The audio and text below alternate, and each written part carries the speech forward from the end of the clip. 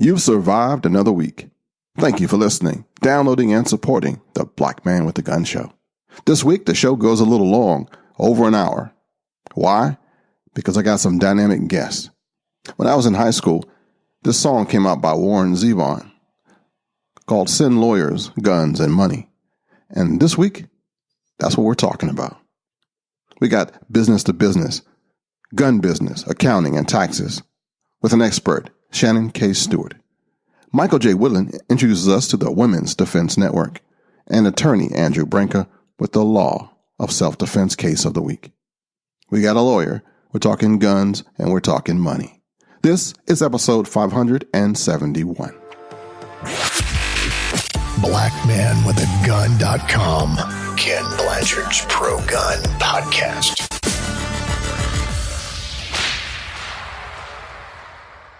Hey, thank you for joining me again. After John Wayne leads us in the Pledge of Allegiance, we're going to learn a little bit about taxes, accounting, and business-to-business stuff. I pledge allegiance to the flag of the United States of America and to the republic for which it stands, one nation, under God, indivisible, with liberty and justice for all.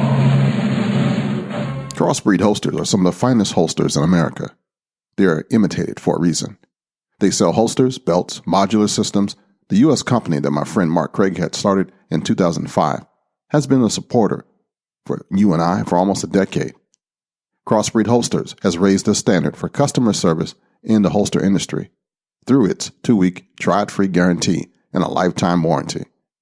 You tried the rest. Now get the best. Go to crossbreedholsters.com and tell them Ken sent you. Crossbreedholsters.com. One of the little-known facts about this podcast audience is that you guys are all winners. You are entrepreneurs. You're business owners. You got your hands in some stuff. You're making things happen. And since I have the upper echelon of the gun community, I want to talk a little business to business with you this week. I got a guest who is an accounting and financial expert, and she's going to share some tips for firearms business owners, for people like you, to save you money, to keep you out of trouble with the tax man.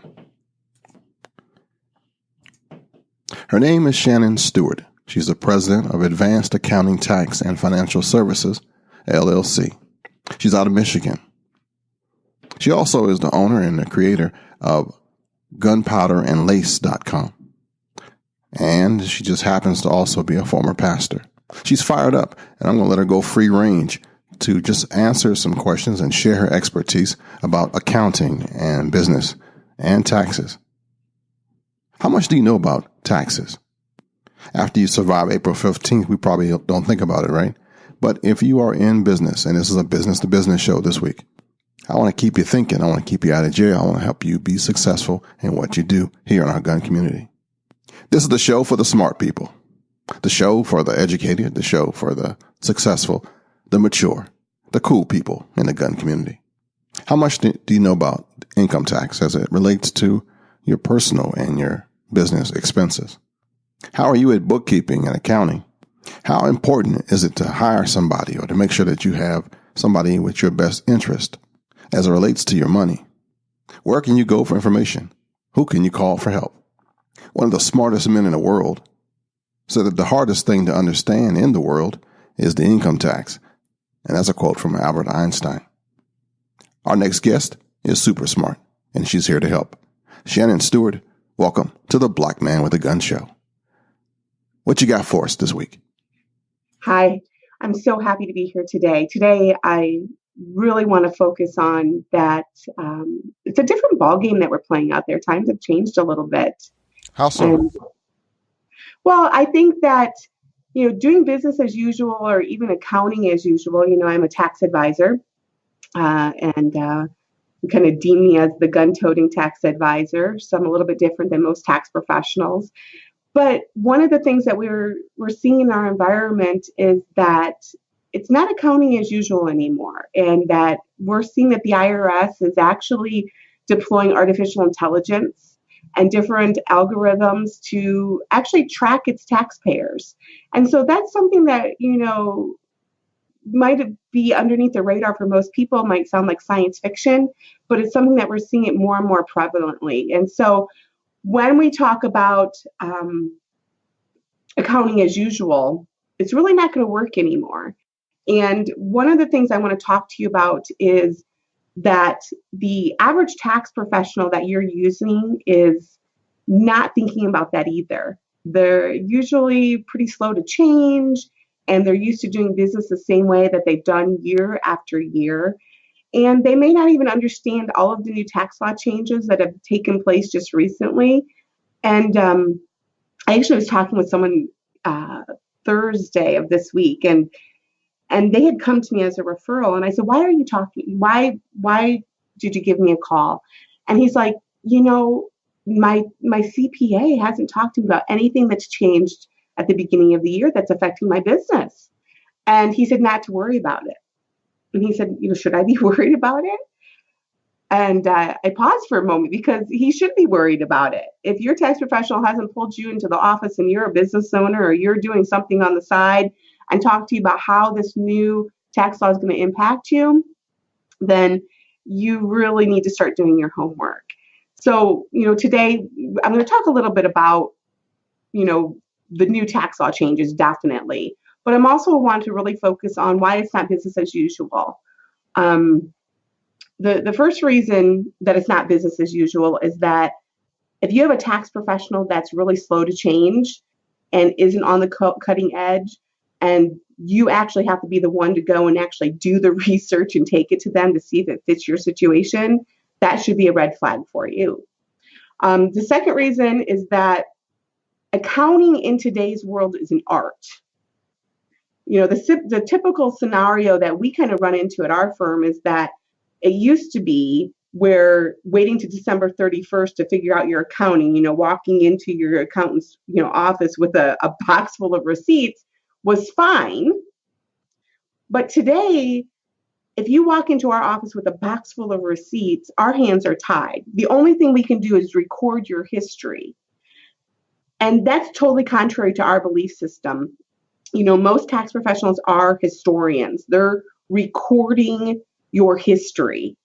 We really want to be the tax professionals that help you create and write history. We want you to have that proactive, ongoing plan so that we can anticipate all of the different things that are happening within the tax environment, within the economic environment, and then also the environment of your world and your business and your personal life so that we can proactively navigate.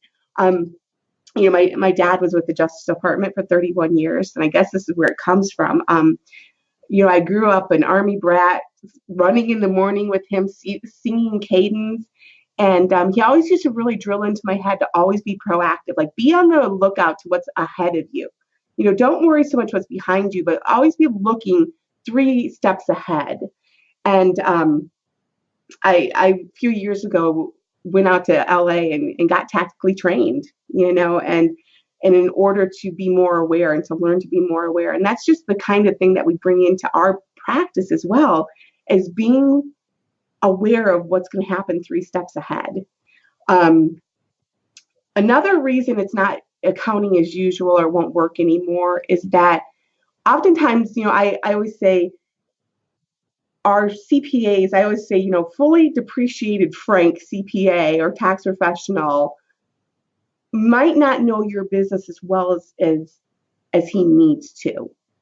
The tax law changed recently for business owners, and it's awesome, this new tax law change. I think it's a really good thing for business owners. But one of the things that we have to be aware of is that it has such a substantial change that if you're in a certain industries, if you're in these industries that you're kind of like the dirty dozen industries, you may not qualify for the tax law changes.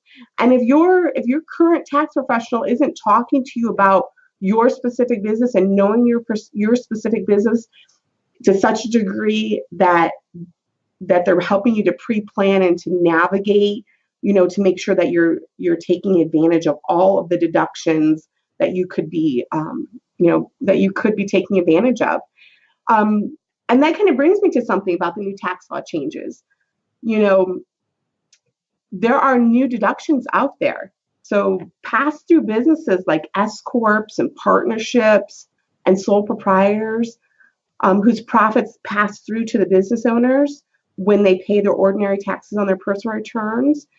If you're a pass-through business owner, the good news is that you may get an additional 20% of what we call your qualified business income. That's your net income that comes from your business. You may get an extra 20% tax deduction. But the bad news is that you can only take that if you meet certain qualifications. And if your tax professional isn't telling you that you either meet them or you're disqualified and what to do about it, then there's something to be concerned about there. So it's not business as usual anymore. It's not waiting to December 31st. And I think one of the things, you know, I don't want to be a conspiracy theorist, which I probably have been accused of being, but we have to understand also that we live in an age of technology, and the IRS has gone AI. Artificial intelligence exists. You know, there's actually an article from 2015 that was in the New York Times that actually says that the IRS is using artificial intelligence to battle tax evasion. And in fact, on their website for their job postings, they're looking for analysts with artificial intelligence background. So here we have the IRS. They've been running in stealth mode for years. I mean, 2015, these articles were coming out in the New York Times, and no one realized that it was happening. So I think that's really critical to understand that, you know, the good old days of, you know, not being real careful with our accounting, not being real careful with making sure that we're doing our proper planning. You know, it wasn't that long ago where things weren't necessarily linked up. Things are linked up almost immediately. So what we see now, like in my profession, when we do your tax return, the federal government reports to the state governments almost instantaneously now. And so, you know, if you get a federal letter, you're going to get a state letter. It wasn't that long ago that you could actually, you know, I would see taxpayers try to file a joint federal return and then 2 separate state returns to get larger refunds. Well, that doesn't work now. You know, the systems are all linked together. Everything is electronically linked. There's no hiding. I mean, you know, there was a big emphasis on reporting foreign assets. Now all of that is linked together. And so the IRS is using algorithms to track its taxpayers. You know, and I think about like the Bitcoin environment, you know, Bitcoin traders. You know, I never, until this last year, we would actually ask in our questionnaire, do you do Bitcoin trading? And no one did Bitcoin trading or any cryptocurrency trading at all. And then suddenly the IRS starts to target these Bitcoin traders, and they're subpoenaing records from the different cryptocurrency agencies to turn over the records of their account holders. And now there's panic in the streets. You know, last week I had a gentleman call me, and he was in a panic, and he had actively been trading Bitcoin, and he never realized that it was a transaction that actually had to be reported on his tax return. And he had this letter stating that he had this huge gain. And really it was, you know, once we got it all sorted out, it actually was a loss. But what was reported to the IRS had him owing like $50,000 in taxes. Ouch. So, I mean, that's serious. Before you go any further, I'm going to pull back a second. For those who are just catching up, what would be one of the couple of the dirty dozen businesses that you mentioned? Okay, so that's going to be people who are actually in a service-based business. So that would be an accountant, an attorney, a lawyer, some consultants. Those are going to be those dirty dozen. Okay. Now, there's been some argument, too, about real estate agents. I believe that real estate agents also fall into that, realtors fall into that category. And there's been some controversy on that. We haven't seen any private letter rulings about that, and they haven't been disqualified as service businesses. But so basically, if you own a service business, like a firearms instructor. Yes. Mm-hmm. So, and it is what the definition basically says is that if your income comes because you are because you're of a sole employee, the net income comes directly as a result of the sole employee, the majority shareholder. Those are going to kind of be those specific businesses. So when the business principal asset is the reputation or skill of one owner or employees, then that's going to be kind of the catch-all definition there. Now, there are exceptions. Architecture and engineering firms were exempted from this directly from this definition. But the definition is if you're a specific profession that is defined as a service business and your principal asset is the reputation or skill of one or more employees or owners, then you are that service business. Okay. So aside from having a box full of receipts, which definitely I put my hand up on that one, what do we need to start doing this different? Well, I think one of the things is that, having an accounting system, I know it sounds really basic, but what happens when you walk into your tax professional with a box of receipts, and it's April now, and they're trying to calculate your taxes, that data is already 18 months old. So an accounting system in arrears is not acceptable. You really need to have an accounting system, and there's tons out there. There's Xero, there's QuickBooks. Yeah. And a lot of things, again, because of technology, are very easy, where you can actually link your bank account to these software systems, and it automatically downloads your transactions right into the system, and it's done for you. But what's critical then is then you can print out a profit and a loss, so showing all of your income and all of your expenses. So not only do you know where you stand, but periodically you can be checking in with your tax professional to say, look, here, this is how much I made this month. Should I be making estimated payments? This is how much I'm going to make projected in the next quarter. Do I need to change my entity structure? Do I need to do something different in order to reduce my taxation? So, one of the things I think that entrepreneurs do, and I deal, we have 1,800 clients, so I see it, is that they think that bookkeeping is expensive, and it seems like a daunting task if you try to do it yourself. So I would recommend, if you wanted to do it yourself, find a smart system like a QuickBooks or a Xero and have your transactions downloaded, or look for a bookkeeper. I mean, we have bookkeeping that we offer. It starts at $150 a month. And not only are they doing bookkeeping, but they're also making sure that you understand the financials of your business. Their role is really to help you keep organized. And so I think that's I see business owners fail because they don't take this critical piece of getting the data organized, that seriously. Yeah. Yeah, that was helpful right there. And so here's one thing that I know that people out there don't probably know is, if you're a business owner and, you eat out a lot, or you take prospects out, or you take clients golfing or to the range. Like, I was doing this ladies' night and we would go out to the range, and meals and entertainment from a tax deduction standpoint are gone. What? Is that new news to you? Say it ain't so. I know.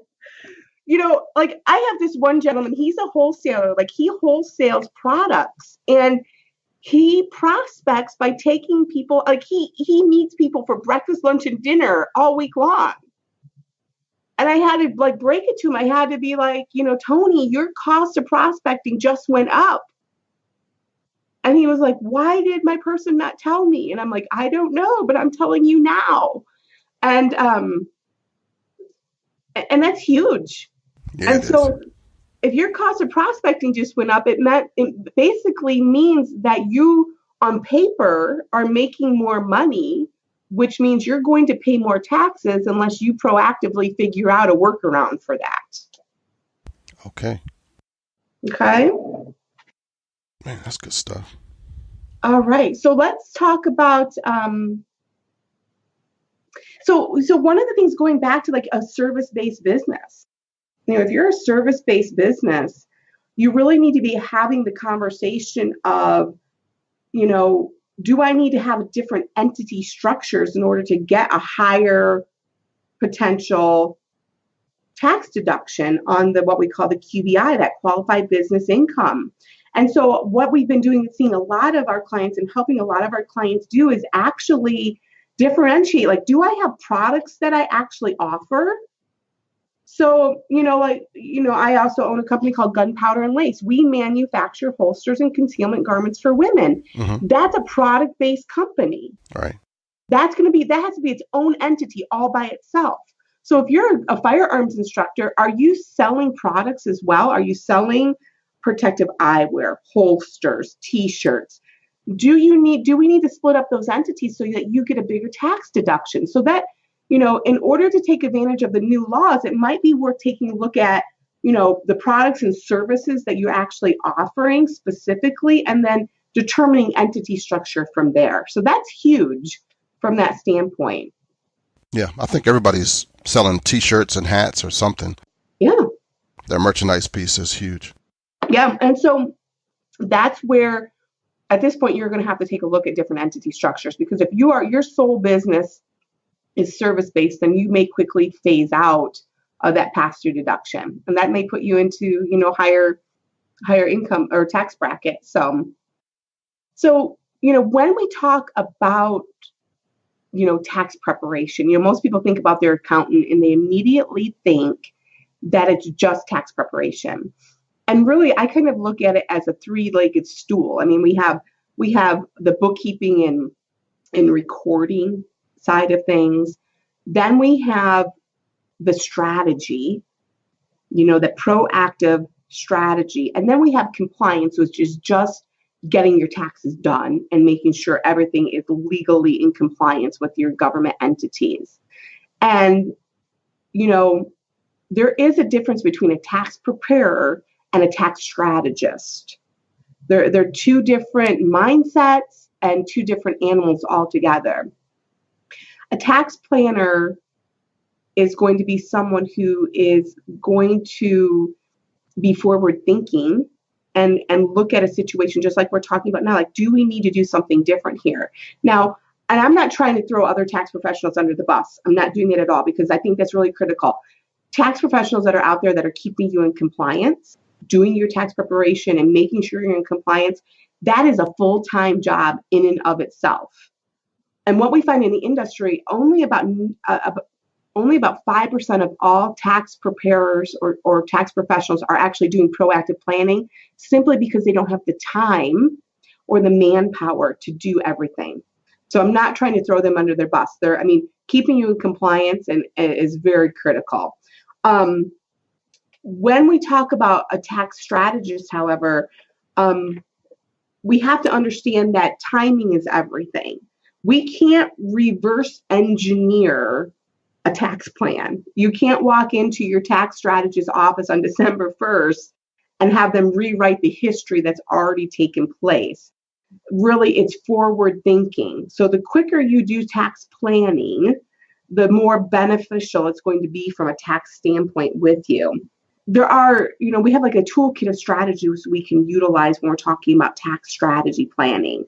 Not everyone's going to qualify for those strategies, but if you're proactively working with someone and they know your business and they know your personal situation, they're going to be able to be forward thinking for you from that standpoint. One thing that I found more and more of, and it's becoming so critical, is, there's certain things you should never do. Now, we all know that we should never lie. We should never stretch the truth. And especially in this world of AI, where the artificial intelligence is already, everything's online and everything's talking to one another, we cannot fly under the radar. Like I'll give you an example.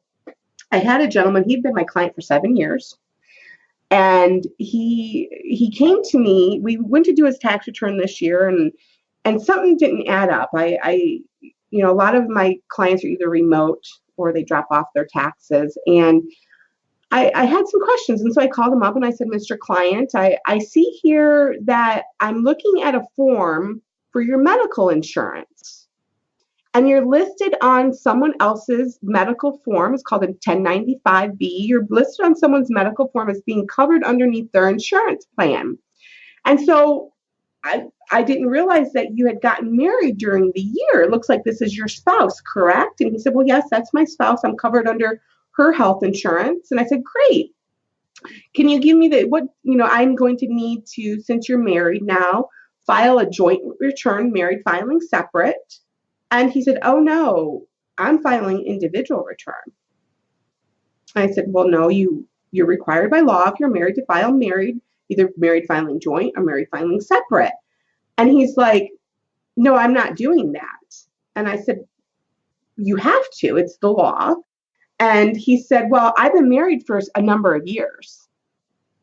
And I said, oh, wait a second. And I started going through our questionnaire. And I said, sir, you actually marked on this form that you were not married, 7 years ago. When did you get married? And he said, well, 1999. And I'm like, whoa. I said, we've got a compliance issue. We're going to need to go back and amend these returns because this is falsification. We can't allow this to happen. And he said, well, if I file married filing separate, I'm going to be disqualified from certain credits, and I don't want that. And I said, okay. I can certainly understand and appreciate that. Prior to 2018, there were a lot of marriage tax penalties that we were seeing, but that does not negate the fact that we must follow the law. And he goes, well, they're never going to find out. I said, sir, I've got a tax paper with your wife's social security number on it, saying that you're covered underneath her health insurance. And your social security number is on the form. The IRS knows you're linked together. Wow. Needless to say, after I explained to him that piece of the puzzle, we amended all the previous returns, and it really didn't affect him that much, but we wanted to make sure we are in compliance compliance going forward, So it's always best, honesty is the best policy.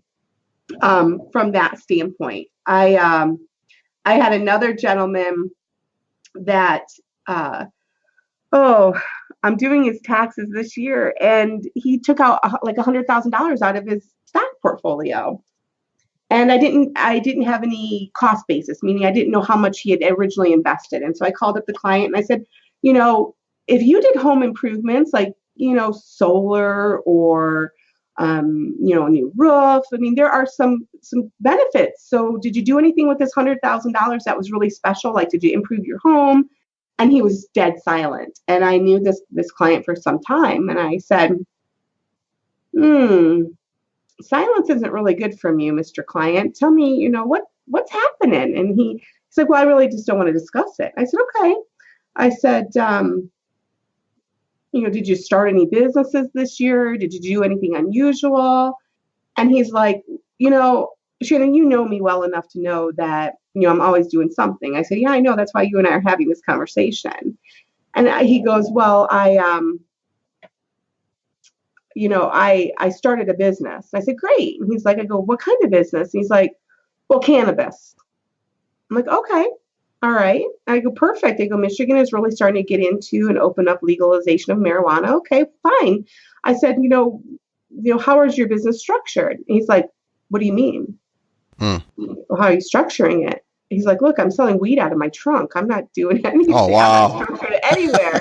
He's like, this is a cash-based business. I go, okay, let's wait a second here. You take out $100,000 out of a brokerage account. That triggers a report that has to be sent, a SARS report. Yeah. And where'd you put that money? Well, I put it in my bank account. And I go, okay, so that triggers a report. The bank is going to report that. Everything over $10,000. Exactly. And so people don't understand how little simple things can trip them up. I think so. It's just really important. So from that standpoint, it's always best to be honest. Be honest with your tax professional. You know, your tax professional's job is to keep you in compliance, to file an error-free return, record your business history, and keep you in compliance with the law. You know, a tax planner's job is to be forward-thinking, to understand how to apply the IRS code, anticipate, the changes and your changes in your life, and to protect your business and yourself from overtaxation. And, that's kind of the difference when we're taking a look at everything. And I think that as we're looking at this new environment, we just really need a distinction between, we can't assume that our tax professional understands the new tax environment, and we cannot fly under the radar anymore. Pleading ignorance is not an excuse for anything from that standpoint. That's good so, stuff. Yeah. Is there anything else that you want to make sure that, I kind of cover before our time is up today? No, you blew us out the water actually with some stuff. I'm scratching my head, writing notes, and thinking I have to get you back on here so that we can help some more people get themselves together before they get in trouble. Yeah, definitely. I would love to come back. I could talk to you for hours and hours about these different topics. I don't know if that's kind of boring for some people, though, but for the person who it matters is really, really important. That's true. So if I'm saving one life, I'm here. Well, and you know what? This is what's so. I did a webinar for a guy out there named Perry Marshall recently, and there was a gentleman on his webinar, and he called. I gave my information at the end of the webinar, and he called, and I was with a client, but my receptionist heard the stress in his voice, and she immediately routed it to my personal assistant, who got on the phone with this individual, and this individual had probably about $500,000 of tax liens on him, and he had decided to end his life. And he told my assistant, look, I'm just going to go drop off the bridge. I'm just done. And I just want, I need to connect with someone who can talk to my wife. And so we have this inner office Slack kind of communication. And so my assistant, I'm with the client, and she's slacking me. And I'm like, okay, hold on, I'm coming. And so I got this individual on the telephone, and I said, okay, I understand that you're in distress. Let's talk about this. And literally, he had picked out the bridge and the time, and he had left a note, and he wanted to put if it was okay to put my contact information on the note so his wife would have someone to talk to. Wow. And in the meantime, we called 911. We've got a sheriff out to his house, and we got, my assistant was like calling local churches to find if we could get a pastor out there. And my pastor's hat, I was a pastor for 8 years in the American Baptist Convention, and my pastor's hat's on, I'm talking to this guy, and I'm like, look, we can fix this. The IRS is not worth dying over, and everything is fixable. And, of course, they came out. He did go to the psychiatric ward for a few days, and he called me afterwards, and he said, listening to your webinar and you taking the call saved my life. And then actually this week we've got him into tax resolution. We actually got most of the tax taken care of. He unfortunately lost his house, but that was because we just couldn't stop it in time. But we got a lot of the debt erased so he could have a clean slate. And he called me this week. He's like, I no longer want to jump off a bridge. And his wife and their relationship is better. And, so what we do is really important. And I emailed Perry, and I said, Perry Marshall, and I said, if nothing came from this webinar, this gentleman right here, his life was saved this day. And it was just profound. And you're right. What we do is so important. And I think that each and every individual has a purpose and makes a mark in everyone's lives. And we don't even realize it oftentimes. Even in casual conversation, we can just change lives. So I just want to thank you for having me today. Man, that was a good story to end out. Praise God on that. Mm-hmm. So my company's called Advanced Accounting. It can be found at advancedaccounting.com. And, all of my contact information is right there. If you would like to talk about your tax situation, I always make the offer that you can actually schedule to have a one-on-one consultation for, and we actually do either Skype or Zoom. Or if you're in the Michigan area, you can always pop in and see me. But I'll, make the same offer that I make on all the other podcasts and webinars that I do, is that, we can have a high-level conversation, a 20 or 30-minute conversation. I'll review your current tax plans, your returns, give you a second opinion, and let you know if I can help you at all. Nice. Shanyn Stewart, thank you so much for being on the show. Thank you for having me. And I'm hoping I can get you back. Definitely. All right. Until next time. Do you like a good cigar? Check out PuroTrader.com. Ever been looking for that rare or hard to find cigar? Or even a cigar at a better price? Tired of searching online at local shops or even risking forum pages trying to find your favorite box of cigars? PuroTrader.com is the answer. These guys built the most sophisticated cigar platform in the world just for the cigar community. PuroTrader allows users from all over the world to connect, share, buy, sell, and trade cigars. Connect with thousands of retail shops, cigar collectors, and aficionados from all over the world. This platform is built for the cigar community by the community. So how does it work? It's simple, it's fast, and completely free to sign up. Yes, it's free. They charge a small fee only when a cigar is bought or sold. Join PuroTrader.com now and use the promo code BMWAG for 25% off of the PuroTrader fee. That's PURO Trader.com and use the promo code BMWAG for 25% off the PuroTrader fee. PuroTrader.com.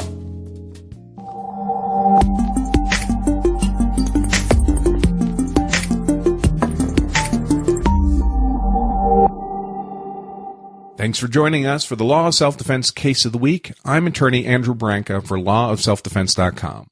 This case of the week is State v. Clinch out of the Missouri Court of Appeals in 2011.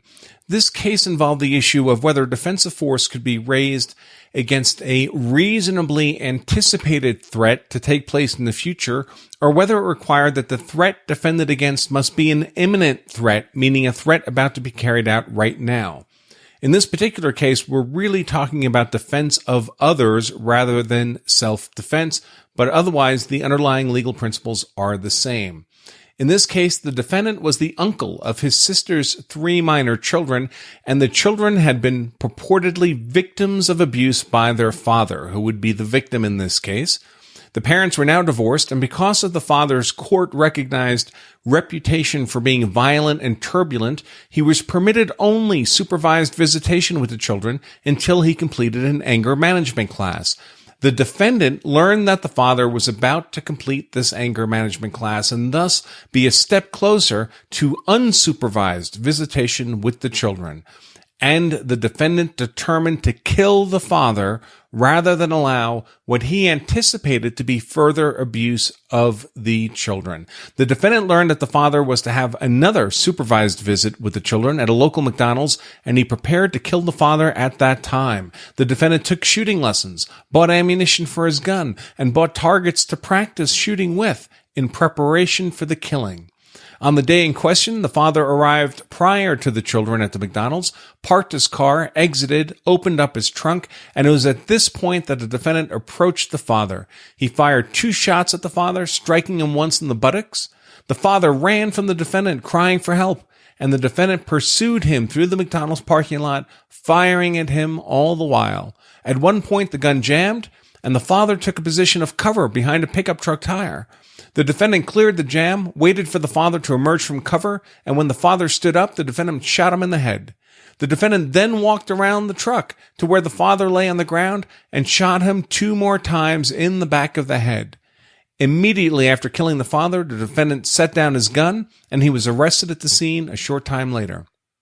The defendant was indicted for first-degree murder, and he raised the legal defense of others. In effect, the defendant claimed that he acted in lawful defense of the minor children to prevent the father from abusing them again.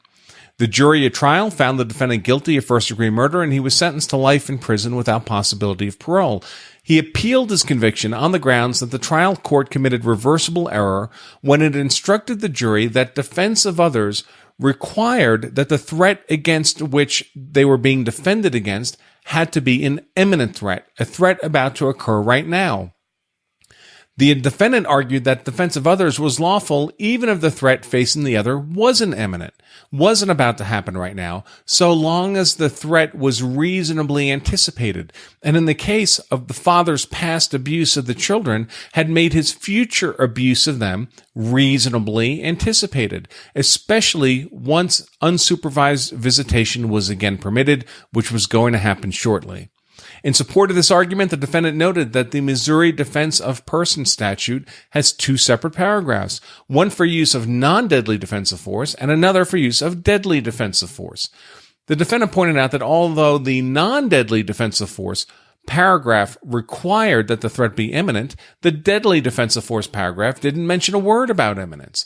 Now, given that the defendant had obviously used deadly force in this case, and that therefore the deadly force paragraph should apply, and the deadly force paragraph didn't say anything about imminence, the defendant argued that imminence was not a required element of his legal defense of others, and the jury instruction on defense of others should have excluded the requirement that the threat be an imminent threat.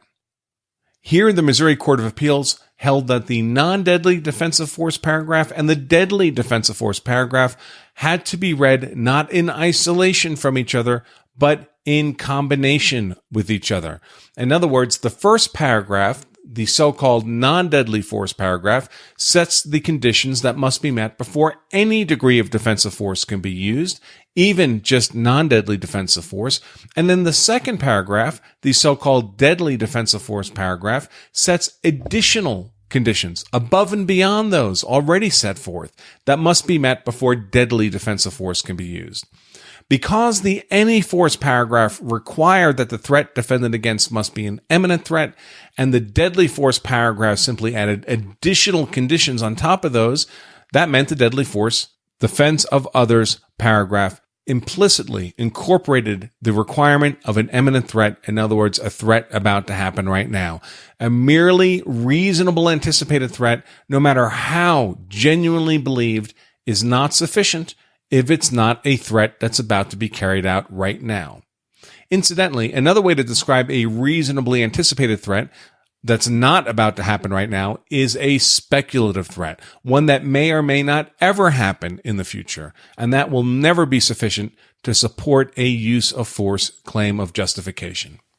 As always, I encourage you to read the whole case, and you can find that case in its full text at lawofselfdefense.com/COTW for Case of the Week. If you enjoy this content, I invite you to join us for the Law of Self-Defense live show every Wednesday, 2 p.m. Eastern. It's totally free to either participate live or to watch the recording after each show.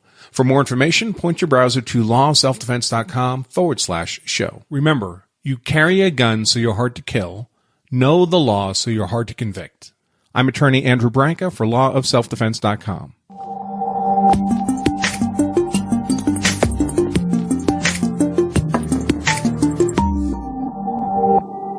But wait, there's more.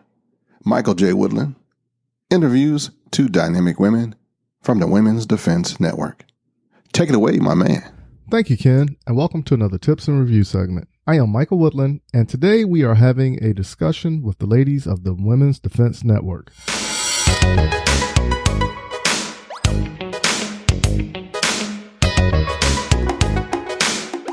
Not too long ago, I had the pleasure of exchanging social media platforms with Brenda Osborne, who is big into a variety of activities. Her story was exciting to listen to, which went from doing bodybuilding, fitness coaching, and into firearms. From there, we started talking about the Women's Defense Network, in which I want to share what these ladies are doing with everyone. Today, I have with me Maggie Mordaunt, who is the founder and owner of the Women's Defense Network, and Brenda Osborne, who is a training coordinator and fitness guru with the Women's Defense Network. How y'all doing, ladies? Doing lovely. Good. Good morning. How are you, Michael? rough day. Just got finished leaving the gym, so I'm ready for a nap right now, but I got too much stuff I'm dealing with, so rest is for the dead, right? Yeah, at least you got it in. That's the way to do it. Yeah, all right. So can y'all go ahead and just tell me what the Women's Defense Network is about and how it got started? So the Women's Defense Network was a call to action on the need for female defense instructors. We're looking at women's defense as more of a holistic call to action. So not just firearms. We were looking at empty hand defense, edged weapons, along with nutrition and fitness, because that is a huge key point in being able to physically defend yourself as well. So that's kind of where Women's Defense Network, it was just really launched on that basis. I have instructors who are in California. I have an instructor who is in South Carolina. So we do have several states where we have other instructors who teach specific areas, like Brenda. Brenda actually teaches health and fitness as well, but she's also a firearms instructor. But her specialty, and I'll go ahead and let Brenda talk about that. I'm specializing in the aspects of fitness and nutrition. I'm a former national champion bodybuilder. And sometimes when people are dealing with their self-defense, they fail to recognize the physical aspect of it. If you're faced with a threat, are you able to move under an obstacle, over an obstacle, around an obstacle, or go straight through it should you need to? Do you have the capacity, given that our first line of defense is to run, to evade? Do you have the capacity to even run a block away? Do you have the capacity to turn on a dime and move quickly enough to pull your firearm, or to find some sort of improvised weapon or a knife or a pen or whatever you might have, to be able to at least give yourself a second to assess the threat and understand that? So you kind of have to feed your body well, and you have to make sure that you're physically ready to face that threat, or physically ready to even control your own body should this dynamic critical incident happen and you're faced with a threat. And I think a lot of people forget that. I know there's been a few people who I've had a discussion with, and some people just think because you have a gun, you have this magical power and you could just do whatever you think you can until you actually take them to the range and demonstrate it. So it sounds like y'all have those avenues covered. Right. Where are y'all based out of? So we are based out of Henderson, Nevada, just outside of Las Vegas. But like I said, I do have other instructors in other states as well. Okay, so now how does it work if somebody wants training from Women's Defense Network? We do have the ability to have someone host a class, and we can come out there and train the courses based on what it is that they want to take. And so that's really probably the most efficient way to do that, is to have someone come to womensdefensenetwork.com. They can email us. They can let us know what it is that they're looking for. And usually it's 10 to 12 people or more. It makes it, the value in the cost coverage to be able to come out and train. I mean, we can train anywhere, but it's just a matter of having someone host us out there. Oh, okay.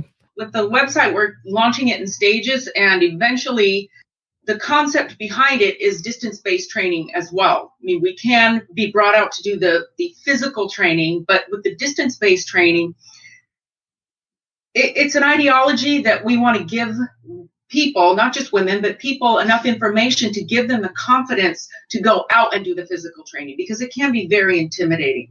It can be intimidating because you don't know where to go. You don't know the verbiage. You don't know the protocol. You have no idea what to expect. So the initial rollout of information is a distance-based, starting from the very, very beginning, the nuts and bolts, everything that you would need to know so that you would feel comfortable enough to go out and seek that physical training.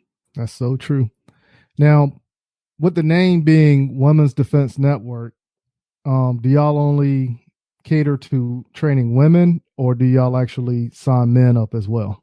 So this is America. For all you people in Australia watching. So here in America, we don't discriminate. We do have actually men who joined up. It's pretty awesome.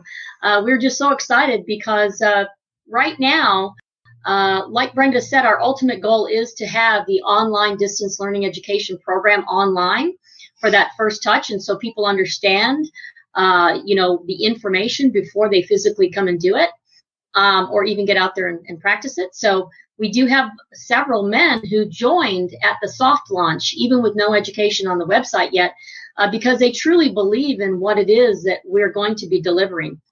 Like Brenda said, we want to be able to be kind of that baseline or even that future in whatever women feel comfortable with. Right. And it is, as I just can't even say it enough, as a female, the entire process is intimidating. When you go into a gun store and it's hard to get people to even come over and wait on you, you have to almost prove yourself, at which point they assume that you're either military or law enforcement. And it's like, no, I'm just a girl who'd rather spend my money on firearms than shoes. And there is a very certain part where you do have to prove yourself. So what we would like to do is, as women speaking to our members, is to give them that depth and that information so that they can go out and be comfortable. And also another thing that was missing in women's training was when you would go to maybe a website or something that wanted to women speak or speak to other women, they were always kind of farming you out to other websites and other people for different types of training. So that's why we wanted it all to be comprehensive. And then these women can have that confidence and go out and train with the men that we train with, and train and find those mentors that we also look up to. Okay. Well, now can you tell us a little bit about your experience when you trained a group of Marines? I was just so honored to be invited out to Camp Pendleton Marine Corps Base.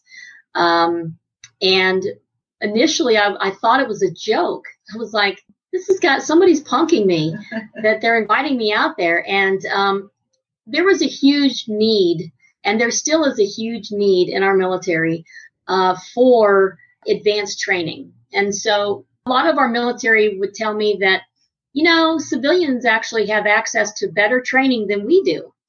And I was like, well, what are you talking about? This is America. That's training. You guys should have the elite training. They said, well, there's budget. They have budgeted, a level of training. But, long story short, I was out there and, they introduced me onto this stage, and I had 160 Marines in front of me who all depended on me to teach them something that they weren't getting in the military, and as well as something they could use once they were done serving. And, if they weren't going to be career military, they wanted to have something else that they could supplement in their resources or their money, make some extra money doing something else. And so I went there as a National Rifle Association training counselor, teaching range safety officer course and the chief range safety officer course, so that they could go out and make more money to supplement for their families. But I have to tell you, before I walked in that door and was told that I was teaching 160 Marines that day, I was a little overwhelmed, and I'm not going to lie, I was scared. It was a little intimidating. But I can tell you that as a mother, I walked in there and I got on that stage and I looked at all those faces and was like, oh, wow, I got this. These are my babies. These are my children. These are our Marines who get out there, and I'm getting goosebumps as I talk about it. They're depending on me to teach them more about safety as a skill. After that class, I also taught the Utah and Florida CCW class. And so within that, I developed a class called Combat Citizen Workshop. And I should say, not just myself, but my husband and I, we sat down and we looked at what's missing when it comes to training for our Marines. What are they really needing in this? Because they're not always, on base. They step off base, and they wanted to be able to know how to apply defense skills. So we developed the Combat Citizen Workshop, a course that teaches not only our military, but civilians as well, and our law enforcement, which is pretty popular, by the way, with law enforcement too. that course teaches intuitive defense. It also teaches how to use a firearm efficiently with as little time, energy, and effort as possible. We also talk about the laws that apply in a civilian world. The theater of war in the military or abroad is quite different than the application of law in the civilian world. And so we talk about just because you can doesn't mean you should, even though you are working within the confines of the law. Brenda kind of touched base on it. The fundamentals of defense, how you apply those, evade, barricade, communicate. Fundamentals of Concealed Carry is a course that we teach through Women's Defense Network. It is all within the aspects of choosing handguns that are best for concealed carry, how to conceal carry them safely and efficiently, how to deploy them in the event that you have to in that dynamic critical incident. And so it was so awesome being able to teach that to our Marines, because these guys were all like, we use, long guns, and usually our threat is, miles away. And so the cool thing is that so far I've taught over 240 Marines, not to include, at Camp Pendleton, about 240 Marines, but I still get a lot of military who come out and they're like, hey, so I heard about you and I want to come take training with you. And I'm like, well, where did you hear about me? And they're like, yeah, through some website, and they're talking about this woman and how she went to Camp Pendleton. Being the first non-commissioned military female firearms instructor on Edson Range was huge for me. And again, an honor to be able to serve those who serve us and protect our freedoms was just, gosh, such a blessing. It really was. Oh, yeah. Since I am an Army guy, you lost me at goosebumps, but I still support the military. All right. Now, will you guys be going to any conventions in the future outside of SHOT Show? We do have many different gun shows that come to town, and we'll usually set up a booth at some of the gun shows. We do talk at a lot of different events, like we do a lot of walks. We just recently did a walk for our the Fallen Heroes Walk, our Fallen Officers Walk.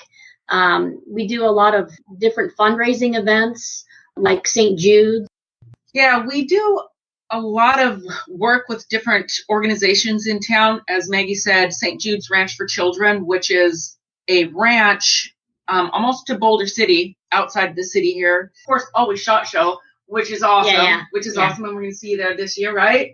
Yeah, I will be there. I will. Okay. Well, so we do that. We're doing the Always Be Ready Academy at the 511, the storefront here in Vegas. Right. Yeah, 511 actually just reached out. I'm so excited because I am a 511 diva. I love 511. And brand ambassador. But if you jump on social media, back to where we're going to be at, we did want to go to the NRAAM, the NRA's annual banquet. We'll probably go next year and have a booth.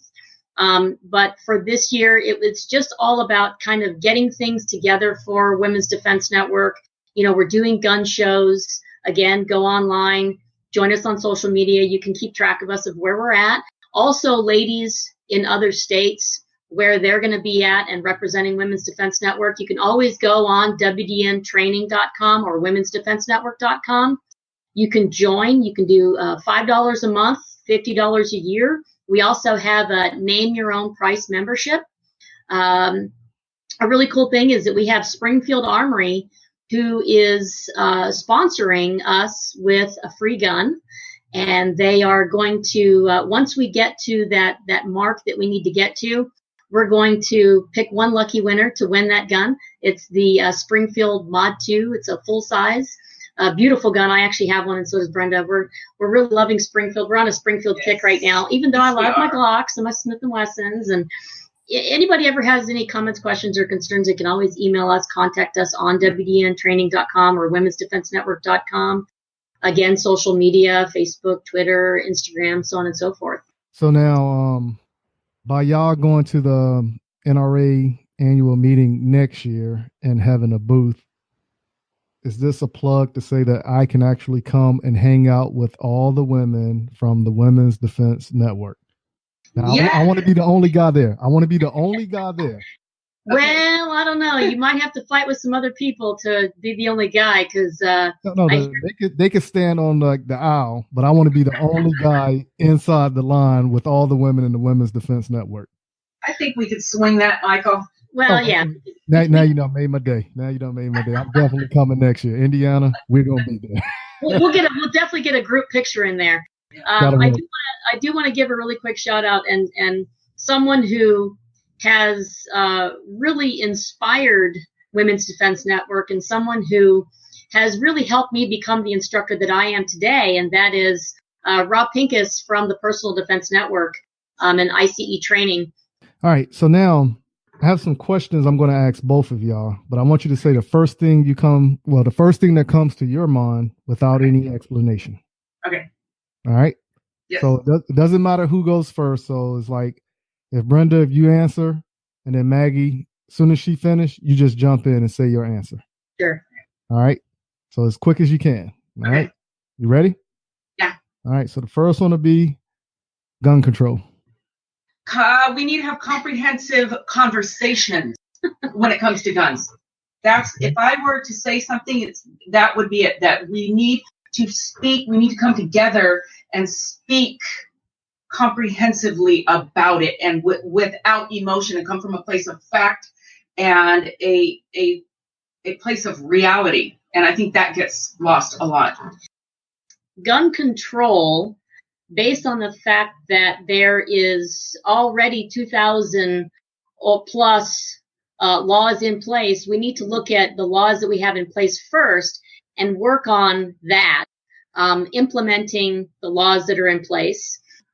There are several different schools of thought when it comes to gun control. There's already background checks. I think we have more mental disability, the crazy people out there. Evil exists, and, what are you going to do when it shows up?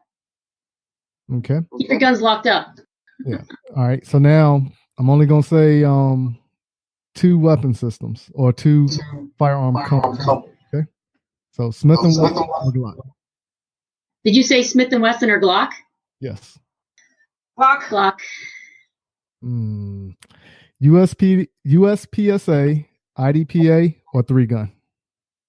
Well, I do IDPA, and me and you are going to do some USPSA at some point, and then some soda and some barfin and some stuff coming along. So all I can talk about from a competitive standpoint is IDPA, because that's where I'm at now. I actually enjoy competing. I will never be the fastest shooter. I'm a defensive shooter, but I like to extract from it the things that are going to help me to be a better defensive shooter. I think 3-gun is a first touch. I think 3-gun is probably your favorite celebrity instructor. Rob Pincus. 115 grain 9mm or 124 grain 9mm? 115. For what? 9mm. So for 9mm, is that for practice or defense? No, I'm just saying, just the grain. You pick whether it's practice or defense. For practice, I go 115. For practice, 115 ball ammunition, because it is actually by its design, designed for practice, whereas hollow points are actually designed for defense. Okay. Bonded hollow point. The last question. This right here is the $1 million question. All right.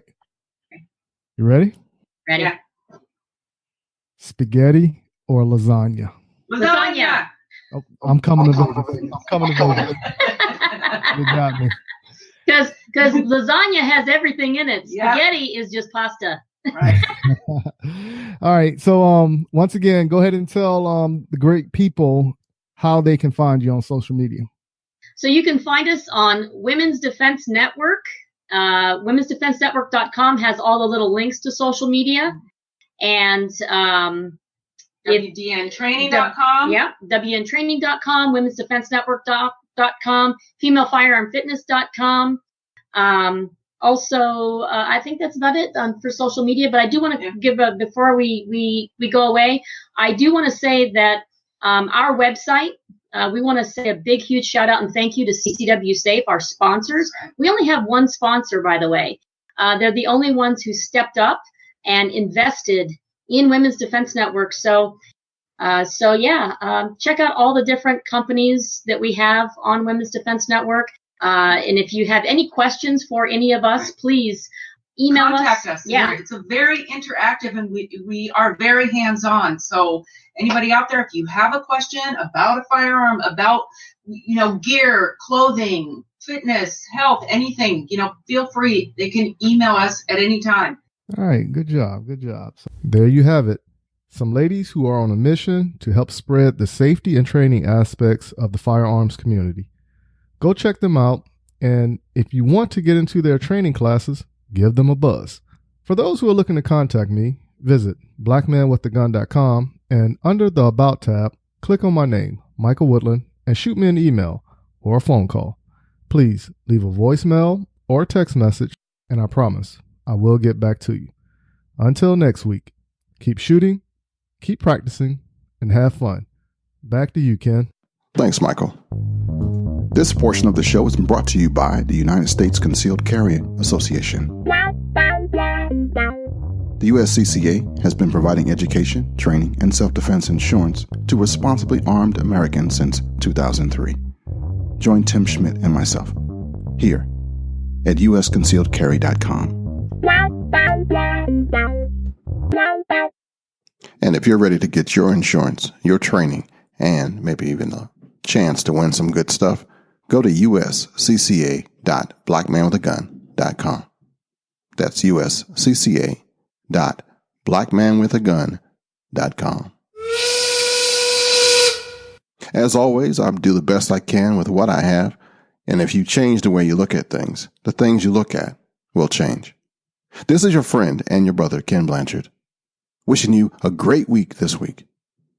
Just in case nobody else has told you this today, I love you, and there's not a damn thing you can do about it. Check out the Speak Life podcast if you haven't already. Until next time, shalom, baby. Until next time, friends. To keep in touch with Ken and his cause, head over to blackmanwithagun.com.